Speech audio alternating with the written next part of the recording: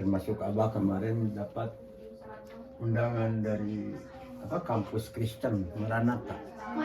Iya, itu menjadi narasumber.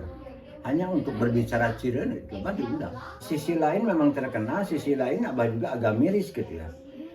Karena yang namanya banyak kedatangan tamu dari mana-mana kan kita mungkin memperlihatkan lingkungannya seperti apa, etikanya seperti apa, sopan santunnya seperti apa. Itu kan pasti ada kemirisan gitu. Tapi ya dengan kerjasama antara lembaga adat dengan lembaga pemerintahan sinergi, ya akhirnya ya seperti inilah Cireuneu.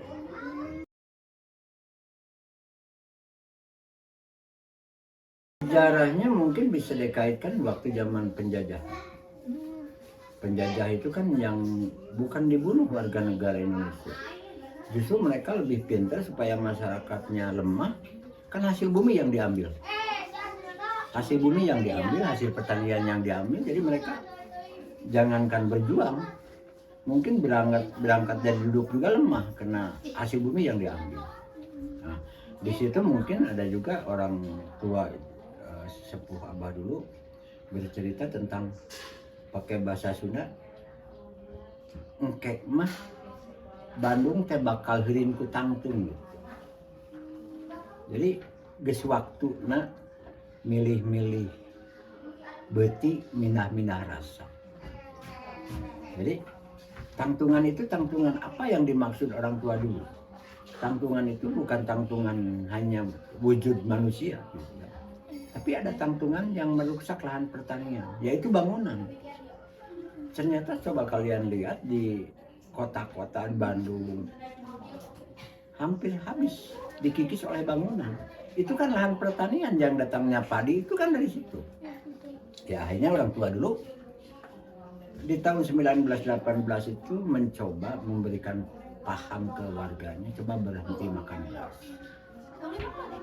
Jadi mencari umbi-umbian. Di tahun 1918 itu belum ke singkong. Umbi-umbiannya lain, baru tahun 1924 baru ditemukan singkong oleh sesepuh adat perempuan. Itu ditemukan singkong. Ya akhirnya sampai sekarang. Yang harus menjadi tuntunan buat kita itu bukan hanya untuk Cireuneu apa. Permasalahannya sekarang pertumbuhan manusia akan terus bertambah, lahannya menyusut, habis. Itu yang jadi permasalahan kita semua, bukan hanya itu. Pemahaman dari sesepuh Cireuneu itu kalau menurut Abah cukup hebat. Jadi melihat ke depan itu akan seperti apa negara kita. Sekarang kan lumbung Jawa Barat juga yang namanya Karawang, lalu tempat-tempat yang lain kan udah mulai ada pengikisan tanah. Ada bangunan-bangunan, ada pabrik gitu. Itu akan sangat berbahaya ke depannya kalau kita tidak merubah mindset pola makan. Jadi kalau jangan berbicara makanan pokok itu hanya beras, itu mindset yang salah. Harusnya beragam, bergizi, berimbang. Apa saja yang dikonsumsi, makan itu sebetulnya hanya untuk bertahan hidup, bukan gaya makanannya. Tapi makan itu hanya untuk bertahan hidup. Pemerintah juga sekarang impor. Kenapa impor? Takut rakyatnya kelaparan. Kalau rakyatnya kelaparan kan malu pemerintah, negara malu. Makanya kita dituntut merubah pola pikir dan pola makan. Jadi perut kita nggak pernah menanyakan masuk singkong, masuk beras, itu kan perut nggak pernah menanyakan. Yang penting menjadi kekuatan untuk kita semua. Sekarang kalau Abah pikirkan sekarang lebih bahaya lagi kita pikirkan. Sekarang pemerintah, aparatur negara dengan mudah memberikan izin orang-orang luar negeri membeli lahan di kita. Coba kita berbicara orang yang mau bikin pabrik. Padahal bikin pabrik itu 1 hektar, 2 hektar itu cukup luas. Belinya berapa hektar di negara kita? Bisa 10 hektar, 15 hektar. Masih kita bebas sekarang, belum dibikin pabrik atau bikin apa saja. Kalau udah di benteng nanti kita dibatasi, nggak bisa masuk ke lahan orang lain kan gitu. Itulah menjadi permasalahan di negara kita.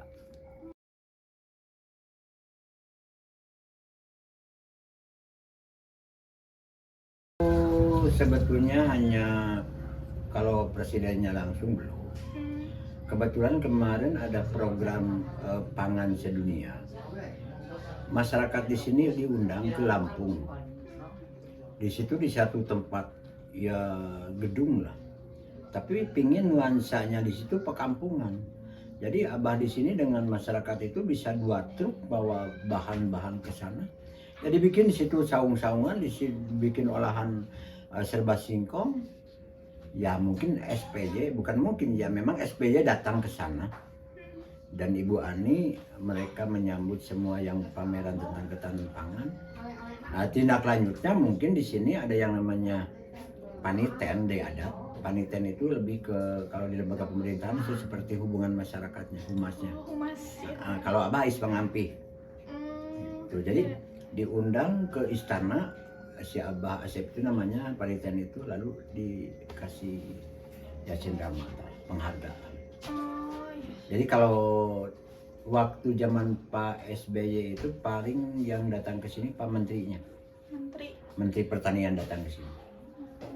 Ya emang itulah kenyataannya, emang Cileuneu sangat-sangat bukan hanya menjadi aset kota Cimahi, bukan hanya aset negara kita, tapi aset luar negeri juga, aset internasional. Karena ya kalau orang yang berkunjung mereka mau ke Cimahi, kalau nggak ke Cileuneu nggak nyampe. Seperti kalau orang mau ke Indonesia, kalau nggak ke Bali nggak nyampe. Itu seperti itu. Itu menjadi aset-aset.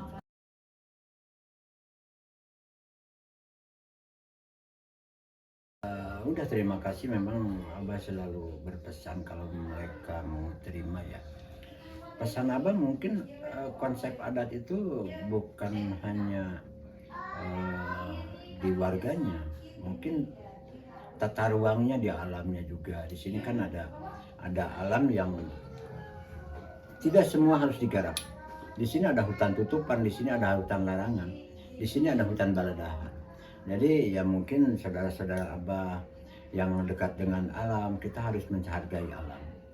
Tentang ketahanan pangan, yaitu ketahanan pangan itu datangnya dari alam. Jadi harga matilah alam untuk kita semuanya. Ya itulah mungkin kita harus menjaga semuanya tentang kalau kita cinta lemah cai, cinta NKRI, ya itu kembali harus ke alam. Etikanya harus dijaga.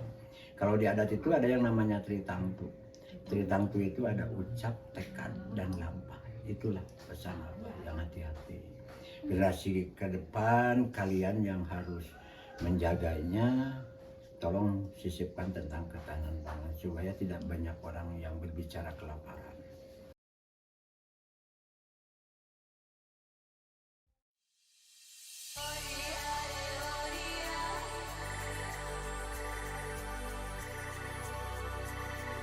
The traditional village is in a valley between Mount Kunci, Mount Cimenteng, and Mount Gajah Langu.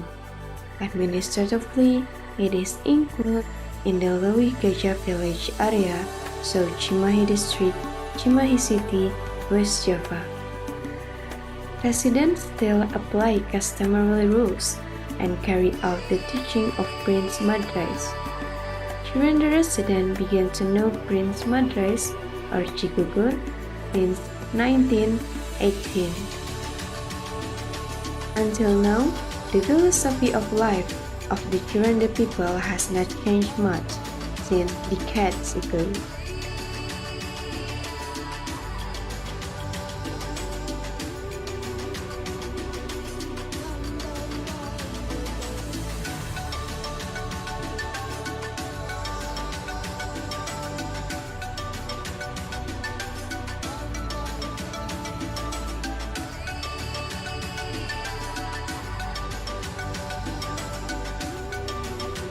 Feeling its roots, Kiranda traditional village come from the word Ci or Chai, which means water, while the word Rende comes from the name of the Rende tree. The Rende tree itself is known as a tree whose leaves are the raw material for herbal medicine. Kiranda means water and Rende tree. So, our ancestors used to encroach water sources and trees which are beneficial for health. from that name, there is philosophy, nature, and life must be balanced, said Ais Pangampih of Cirende Traditional Village, Abah Widya, to Detik Jabar.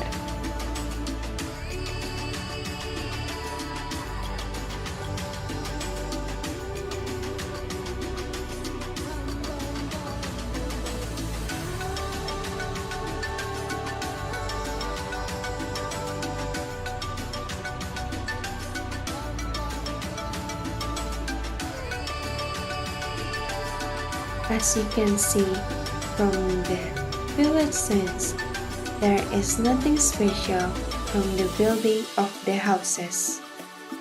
The special from the village is the Cirende people still keep the tradition and the culture from their ancestors.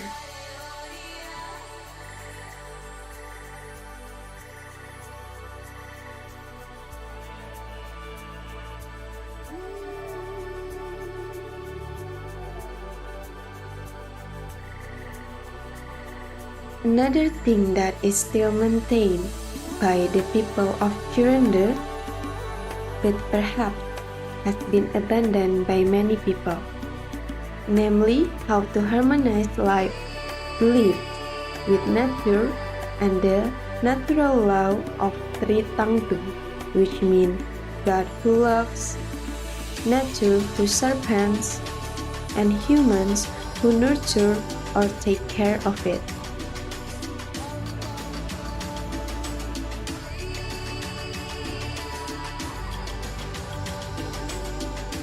One uniqueness of the Cirende resident is that rice is not their staple food. They prefer to eat cassava as a daily staple food. The tradition of eating cassava has been carried out since 1924. The New Year of Saka, Wansura, which is celebrated by Cirende residents, coincides with the Islamic New Year, Wan Muharram. In the Javanese tradition, Wan Muharram is called Wansura. Wansura of Cirende residents is like Eid. During traditional ceremonies, men wear black pangsi clothes, while women wear kabaya or white clothes. Gunungan offering in the form of fruit and cassava rice are presented in the middle of the crowd of residents at the traditional hall.